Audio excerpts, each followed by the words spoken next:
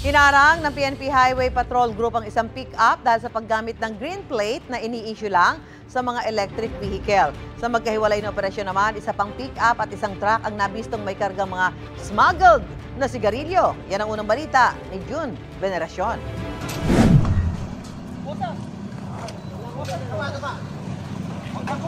Hindi na nakaporma ang isang aktibong pulis at 3 niyang kasama, kabilang ang isang minor de edad, nang maabutan ng mga miyembro ng HPG o Highway Patrol Group sa Iligan City.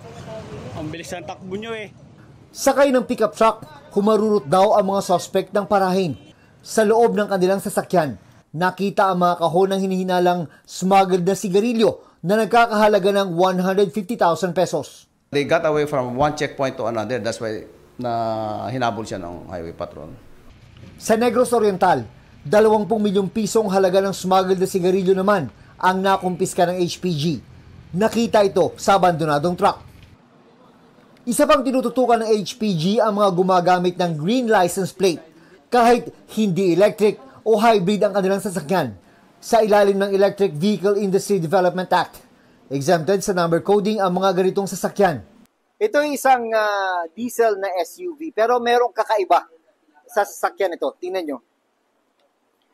Ang plaka niya, kulay berde. Ang mga ganyang klaseng plaka ay ini-issue lang doon sa mga hybrid o di naman kaya mga electric vehicle. Nag-viral kasi ang sasakyan ito dahil nga merong green plate at dahil dyan ay nagsagawa ng operasyon ng Highway Patrol Group. Meron pang natunto ng HPG na pick-up na green din ang plaka kahit diesel ang makina. This operation is in response to growing reports of fake or misclassified green plates. We remind the public, vehicle plate classification is not optional. It is a legal requirement and misrepresentation may result in penalties and inconveniences. Humarap ang may-ari ng SUV sa HPG para magpaliwanag. Ang mismong car dealer daw ang nagbigay sa kanya ng plaka, 1 buwan matapos ilabas sa kasa ang sasakyan. Try namin ibalik kasi alam namin na it's supposed to be an EV plate.